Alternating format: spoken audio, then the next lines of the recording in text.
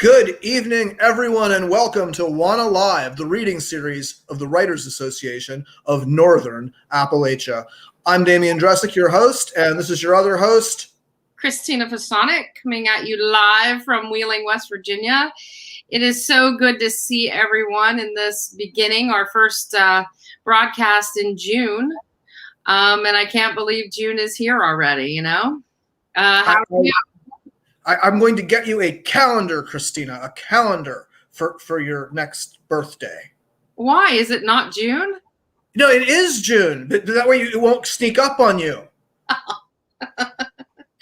Well, that's very kind of you. Yes, I'm very thoughtful. So wait, we have something really fun tonight. We have, in honor of baseball season, a WANA Live double header. That's right.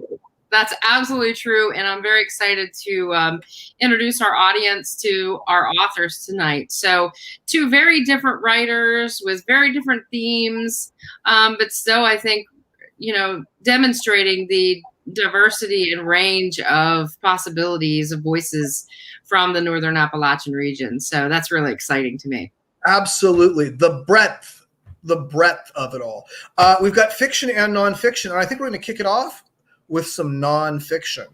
All right, who do we have first? All right, we have got Cody McDevitt. I'm really excited to have Cody on, partially because his book kicks ass, also partially because he is from Johnstown, Pennsylvania, and another fellow Johnstowner. We've had 3 or 4, and we've got a few more coming up. He is an investigative reporter now based in Pittsburgh. He's written several books. His most recent book is Banished from Johnstown, Racist Backlash in Pennsylvania. It details one of the worst racial injustices in Western Pennsylvanian history, which would be more than 2,000 Black and Latino people were forced from their homes after a racially charged police shooting. He is currently working on his next book about the history of the abortion rights movement. And one of the other things that's really exciting is Cody's book just won a bronze prize for the Independent Publisher Awards. I was really excited to see that. Johnstown represent. Good evening, Cody. How are you? Good. Thanks for having me. Thanks for being on. Well, we're really excited to hear what you have to say. You're going to read a chapter from your book this evening? Yeah. The chapter is called The Order. It's actually when the order was actually issued by the mayor, and how it was issued, which is through a newspaper. And it's not too long, and then I'll just open it up to any questions you guys have after that. Super cool.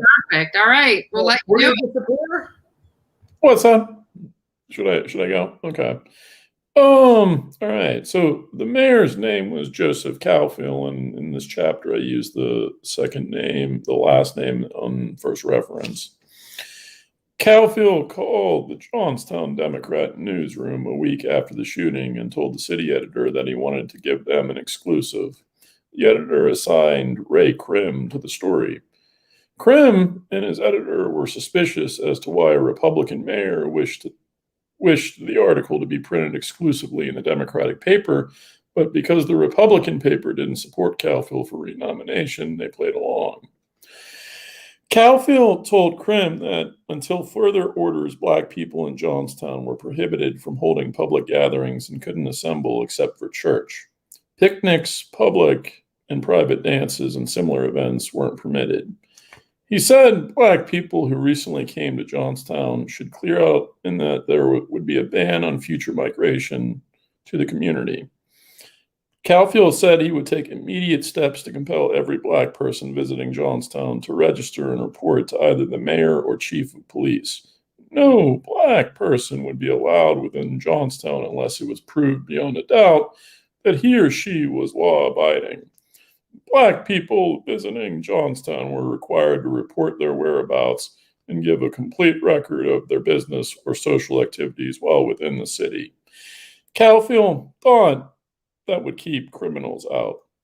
Native Negroes will be requested to take their guest or guests to the chief of police immediately upon the stranger's arrival in Johnstown, he said. They must give assurance that the visitor is of good character and that he is a law-abiding citizen. We shall also report, in fact, I demand that strangers report to police headquarters or to me at the end of every week they remain in Johnstown. They will be asked to give a complete record of what they have been doing during the week. Calfield appealed to white citizens, but he also reached out to the entrenched black population that had been present before the Great Migration. They want to do what is right, Calfield said. I'm convinced that they are as ashamed of the Rosedale occurrence as anybody can be. They want to do their share in upholding law and order. Here is their chance to cooperate with us fully. Calfield contended that 1,500 to 2,000 black people had left Johnstown that week. Unsaid was that he had been bringing them before court en masse and threatening them with hefty fines and lengthy prison sentences. In explaining his drastic order, he said he was obligated to do it. This act, I feel, is my personal duty for the place and protection of our law-abiding citizens and the good of our city. Our old native Negroes will stand by me on this issue, he asserted. They have always been law-abiding citizens, and they can help us suppress this recent outbreak of lawlessness. I ask that all good citizens take into consideration the good record of our native Negroes. They should not be molested. The crowd we are after is that riff-raff that has been shipped in on us. I feel the old native Negroes will give us aid to abolish this lawlessness. Calfield ordered the immediate removal from Johnstown of every black person who had not been a local resident for more than 7 years.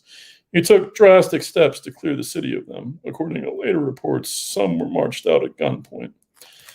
I want every Negro who has lived here less than 7 years to pack up his belongings and get out, the mayor told the newspaper.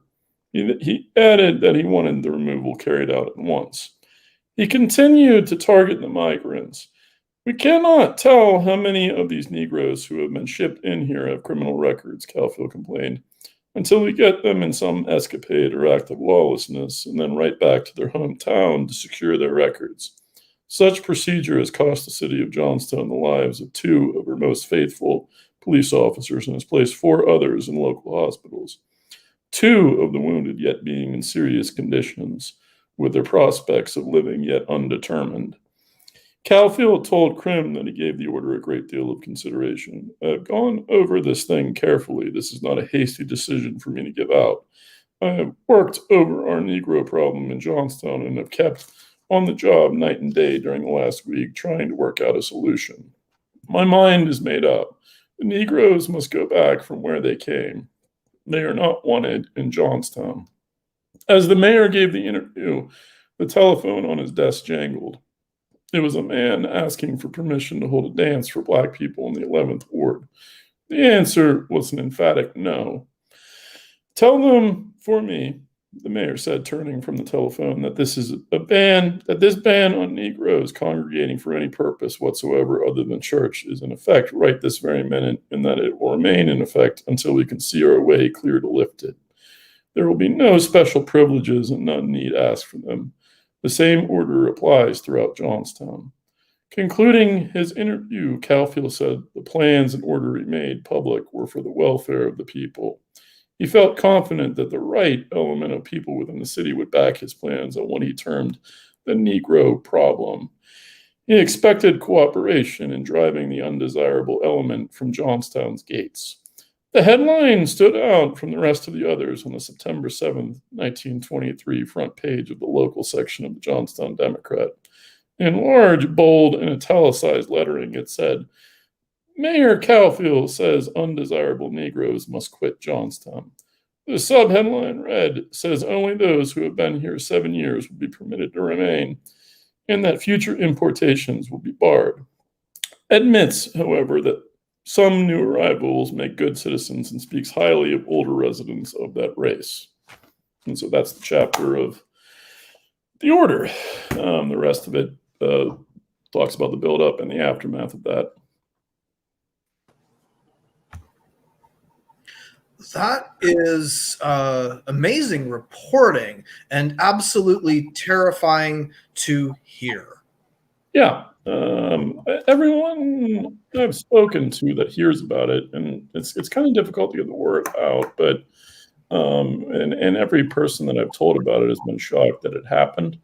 But that's kind of what's true of these a lot of these injustices that were happened nearly 100 years ago, especially with matters of race, they were kind of lost to history. That's what happened in Tulsa, and that happened in numerous other instances as well, including Johnstown. So as I was listening, I do a lot of history writing, and I was wondering, in terms of this case, because of its nature, what was some of the challenges you faced while researching this? Did you butt into anybody who didn't want to acknowledge that it happened, or did you have trouble finding some records, or what were some challenges? Yeah, first of all, the biggest thing that is difficult with this, and I knew this book was not perfect when it was imperfect when I published it, because the goal, there's an old saying in newspaper reporting that you go with what you have in the hopes that it serves as an advertisement for future tips and research and people contacting you. And so I have a Facebook page called the Rosedale Oral History Project. I also have a website. And so my hope was that it would generate enough publicity that people would then contact me and say their ancestors went through it, and then we would get the oral history and possibly construct museum exhibits through that. And so getting oral history was very difficult because people didn't really talk about it. Earning trust as a white writer, if you write about topics of race or gender, especially if you're a white man, trust is a very serious issue. So for instance, whenever I wrote about this, it's earning trust of African Americans. But my next book with abortion rights, you have to earn the trust of women who are going to sit there and tell you about abortions. And so you sit there and talk to them for like an hour about their abortion stories.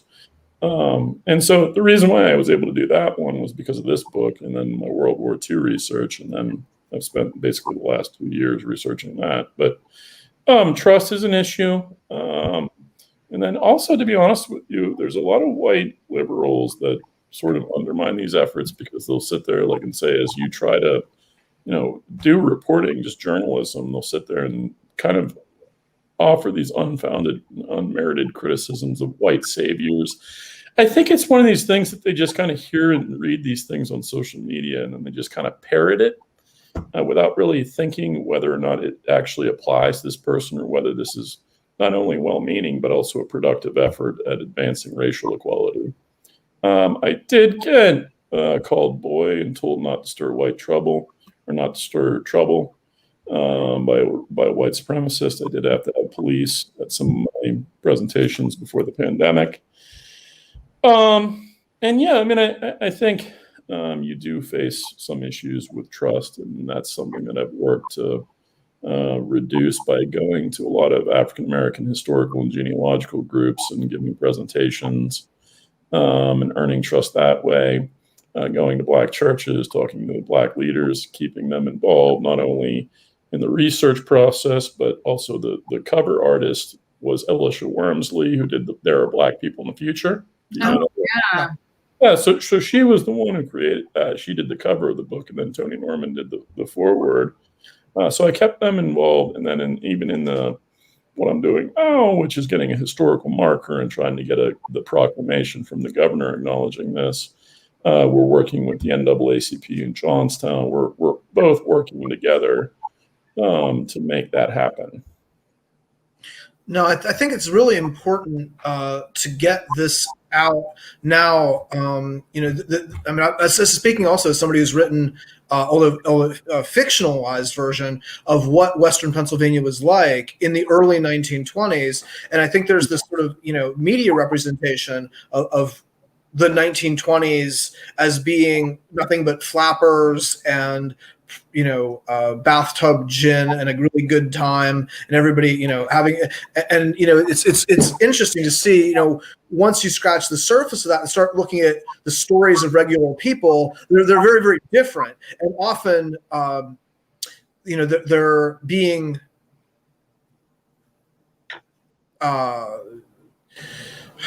they're being put into these terrible situations, whether being evicted from company houses or being evicted from an entire town. Yeah. Yeah, and I read your book, and that was about the coal miners in Windber, and I actually used to cover Windber as my beat for my newspaper. So I've been to Leon's and I've been to Rizzo's and all that. Yeah, I mean, I think, but even even in today's America, like in places like Pittsburgh, their understanding of places like Johnstown or Somerset or even Little Washington.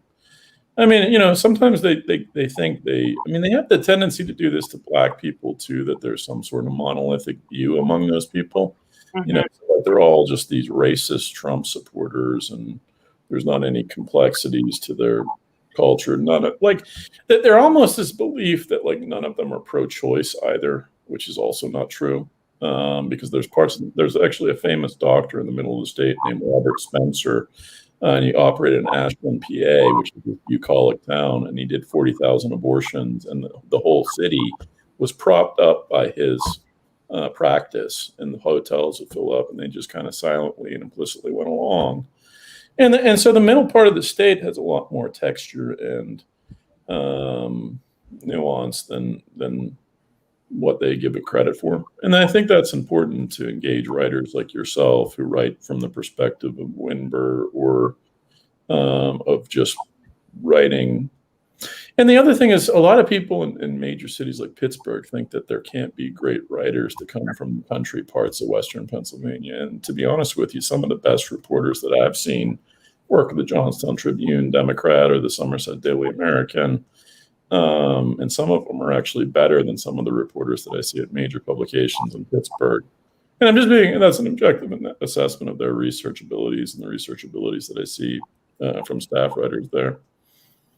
So we have a comment from one of our audience members. Karen Wyatt says, "This book sounds both fascinating and heartbreaking. I can't wait to read it." Yeah, well, I appreciate the comment. And Joe Shire says, she has a question. How many more of these stories have been forgotten? I think it's a rhetorical question. Thank you for bringing this incident to light. Yeah, well, first of all, there's a revolution in secondary sources. And what I mean by there's a difference between primary sources and secondary sources. And for people that are in academia or reporting, maybe wouldn't know this, but primary sources would be like people that directly witnessed it or official documentation. And secondary sources would be books, movies, like documentaries, newspaper articles, and magazines. And there's a revolution in genealogical research from these databases like newspapers.com, where you can do remarkable genealogical research in a very short period of time.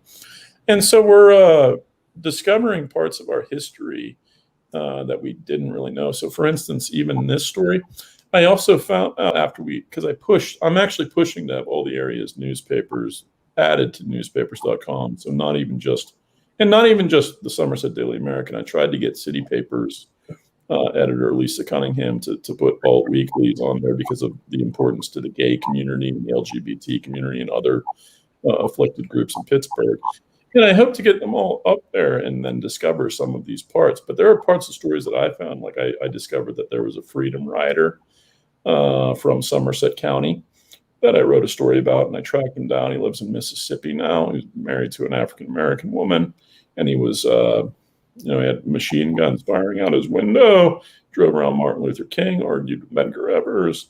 And I told that story. And when I started getting involved in abortion rights and researching that, I tracked down this old story on newspapers.com about a criminal abortion case where there were two people that were prosecuted for giving a criminal abortion, and then the woman survived and testified against them. And then I went to the courthouse and then got court records pertaining to it. And so there are all these different types of stories and this is part of the reason why I'm pushing for the area's newspapers to be added to those sites, so that we would empower journalists and historians and writers to be able to find these types of stories. So answer to your question is, I don't know how many more stories there are like this, but insofar as racial and ethnic cleansings, they happened across America. And there's two really great books to read. One's called Sundown Towns by James Lowen, and the other is Buried in Bitter Waters by Elliot Jaspin. And those will tell you the national scope of these incidents. So this didn't just happen in Johnstown, it happened all across the country. Well, thank you so much, Cody, for coming on and sharing your work with us. No problem. Thanks, guys. Thank you. I really look forward to reading this book and your next one, because Thank you. as abortion continues to become a major issue in the country with all the new attempts to change it, alter it, the way that it's done. I think that book is going to become a very important part of that discussion. Yeah, and I have a lot of oral history for that. A lot of women whose clinics were bombed, and a lot of women who were seminal figures and feminists, and even presidents of the National Organization for Women talked to me in NARAL. So it's. I think that'll be a national audience for that one, I hope. But that also fascinates me, and that's just something I've been working on for 2 years. I expect that to come out in 2024, probably. So that's probably Thank you for the work you're doing. That's the new book. Yeah. All right, guys. Well, I'll let the other writer on there. I hope I didn't take too much time, but Not at all. Not at all. Thank you so much. okay. Thanks, guys. All right. So Christina. Yes, we have another writer up tonight. And I've been told by Dan Reidmiller, who we should say two things about before I read his bio. Two things. Just two things. That he is a member of the WANA board, advisory board, for our whole organization. And also, you have to thank Dan, everybody, for the short length of the usual episodes of WANA Live. Because when we were talking about doing this show, it was Dan who said, keep it short so that people will stick around and listen. And he was exactly right.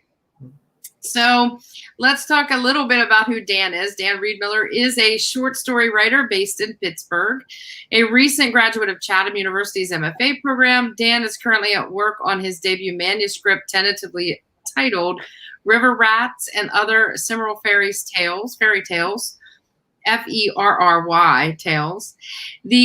project is a short story cycle that intertwines the lives of a range of characters in a small lower-class Appalachian town called Cimeral'S Ferry.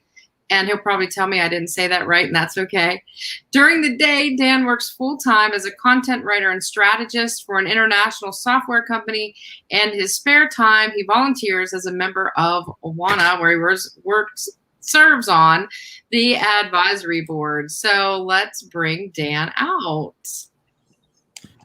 Good evening, Dan. How are you tonight? I'm great. How are you? We are well, thank you. So in 2019, when you presented at our first conference, you were so funny before, when I met you before you went on, that when I introduced you to the room, I said, wait to hear this guy. He's so funny. And then you say, Christina, what I'm going to read is not funny at all.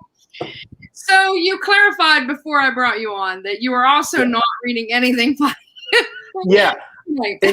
At the first conference, I had this very serious talk planned and rehearsed about the importance of the integrity of research about the region. And I go to stand up, and Christina goes, "Oh, this guy's a hoot. Wait." Jesus. So, yeah, I totally no. But you're reading tonight from your work in progress, right? Yep. And I follow you on Instagram, and you should follow Dan on Instagram. He is funny on there. And How I know would one do that? How would one go about doing that, Christina? So, go ahead. What's your handle, Dan? It's at Dan _Reidmiller, REI. And I don't know if you hit a space to get the underscore. I'm new to Instagram. I was told by Christina that I have to have a platform, and so I got an Instagram. It's the truth. Well, you can always post it. I'll post it on Facebook so people can see. They can follow you. But I know from Instagram that you've been working hard on your book, because you post about where you are in that process. So we're very lucky, I think, to be here at the the middle part of this manuscript to hear what you're working on. Is this going to be funny? I want to know. That's a fair question. So I've been racking my brain for 2 days now trying to figure out what to read. Nothing felt like it encompassed the project, because there's so many different voices. And I decided to read my Flash stuff just for time, 3 Flash pieces, and they range from depressing to sad. And so I know, not super funny, not like ha funny, but maybe like funny. I don't know. We'll find out. But yeah, so that's what I'm gonna read. All right, Dad, we are going to disappear, and we'll let you read, and then we'll be back on to talk with you. Thank you. Okay. Yes. So, like I said, these get less depressing as we go, but these are just the pieces that fit time-wise, and at least the depression will be short. So that's a plus. The first piece is titled Bleached Sheets. There are white room numbers on a gray plastic placard above hard braille bumps, glassy floors, beeping, always beeping. Somewhere the rustling of thin plastic, bags swapped out with necessity, with routine. A window with nothing on the other side, plastic bed rails, humanity in the air, breath and blood and shit and tears, the smell of bleach always underneath. Line break. I'd gotten blackout drunk, double fisting Rockwells I was too young for. I still don't know whether I drove back across town to my parents' house or whether my friends dropped me off and carried me to the basement. I woke up in the morning covered in piss. My mom, with her love that choked me, but this time felt like a crutch I needed, took the sheets down to the laundromat. My dad threatened me in the kitchen. I stood up out of my hangover. I found my mom sitting, reading a magazine, unbothered. You sure? She asked. And I knew down in my bones she wanted my real answer. No, I said, it's fine. I'll finish washing them. On her way out, she turned to let me know. Raymond, it's okay. Line break. It's 3 a.m. The moon out the window is dim, clouded, but I notice it. My elbow slides across the rough top sheet, and I set my hand on hers, which lie on her stomach. I finally let it go in sobs. They said, induced coma. They said, unaware. They said, I don't need to be here. When I asked how long until she'd wake up, they refused to say anything more than, I'm sorry. But her hand slides out from under mine, and she lays it on top to say, it's okay. So that was the first one. The second one is, I would say, not nearly as intense. This one is about how I always found it fascinating how superstition is kind of it plays a role in our culture in this region, and it can sometimes be a self-fulfilling prophecy to the point where it's almost ironic. And so this one's meant kind of like, I guess, dark humor in a way.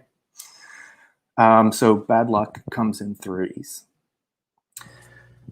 Don't rock a rocking chair that no one's sitting in. It means death. Mom will panic and slap the shit out of you.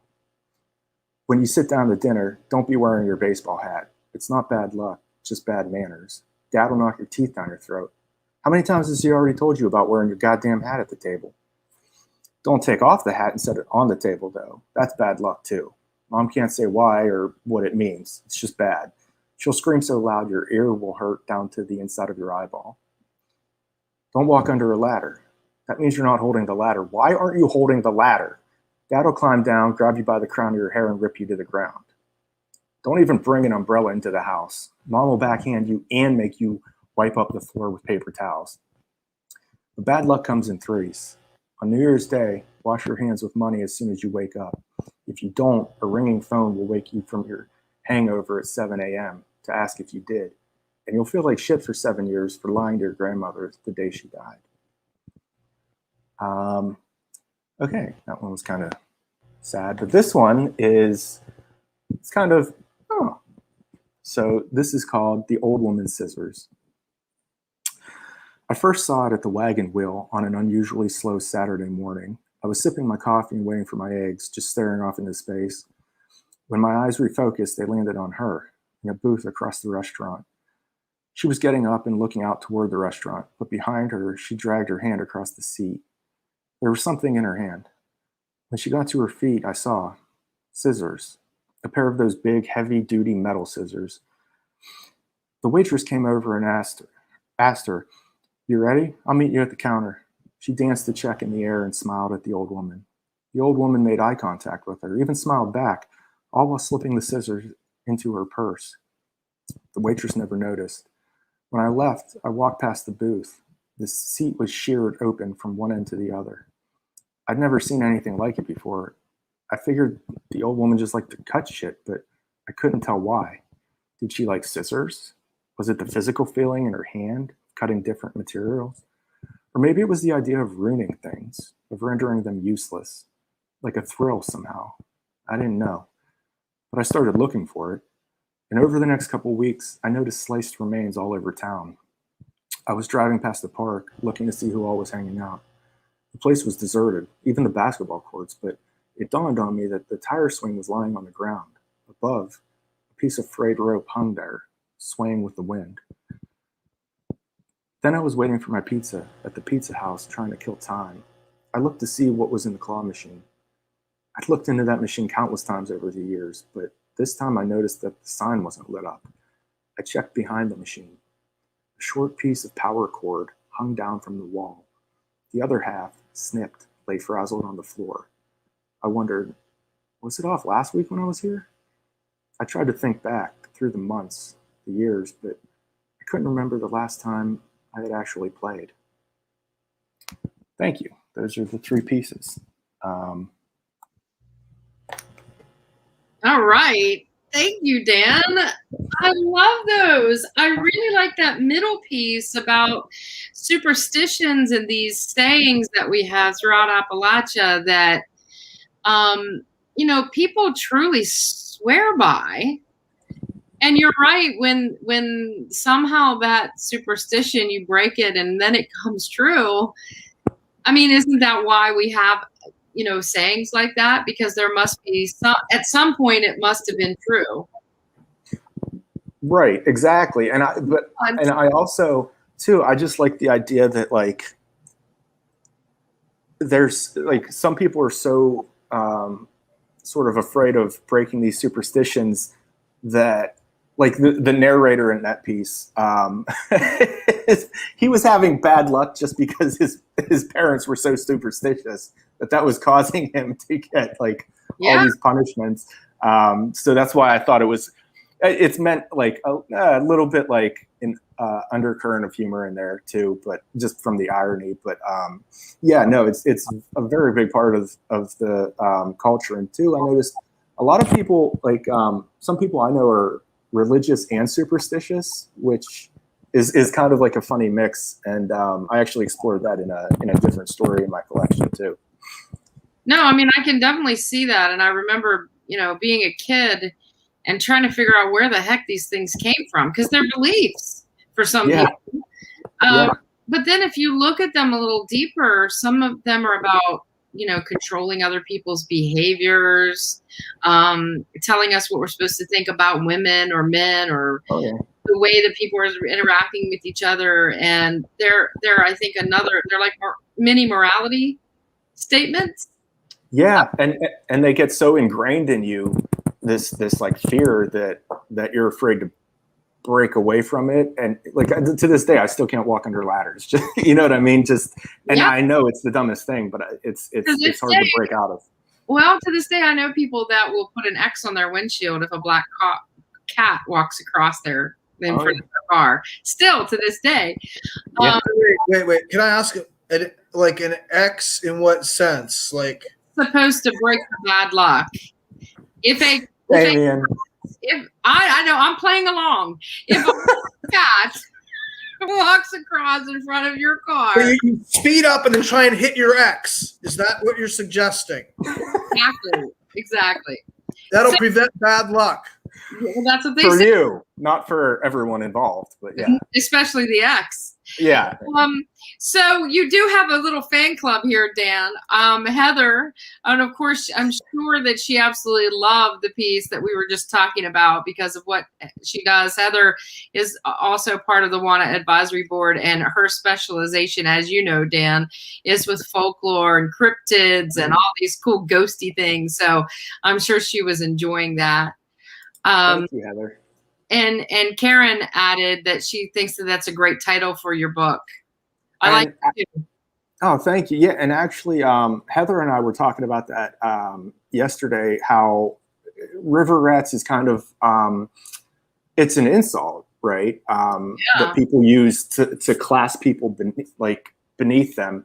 And that's really kind of the project is really about identity and perspectives. And, like growing up in our town, we had people with like very obvious like mental health issues and drug problems and things like that we would call them, river rats. And then, but we would go outside of my town and people from other towns would call anyone from my town river rat. You know what I mean? So it's really all about perspective. And that's what, it's kind of like a fight to not be at the bottom rung throughout the project. And that's true with the name Appalachian or Appalachia. Well, I'm not Appalachian.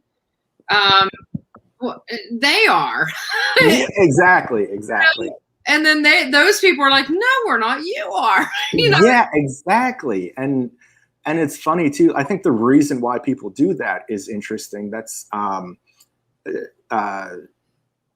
to get too into the project or anything, but like that's why it's a story cycle, because it's about showing the different perspectives, right? So like you'll have two characters cross paths in two different stories, but you see the story leading up from one character's perspective and then after. And then in the other story, you see, before and after from the other character's perspective. And that's why I think it's just so much about perspective that like, because just in general in writing, I think it's bad practice even to imagine that there are such things as quote unquote bad guys. I think it's just different people with different motivations, different experiences trying to get by, Yeah. Well, you have a fellow river rat here. Stephanie Tierney says, great job, Dan. From thanks, river Stephanie. rat to another. Thanks.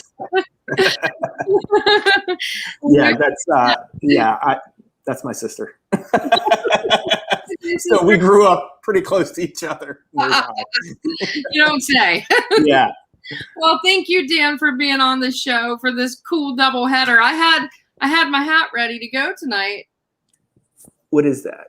It says Wheeling, West Virginia on it. Oh, I like it. Yeah, I can't wait for the what? The conference. Yep, this September.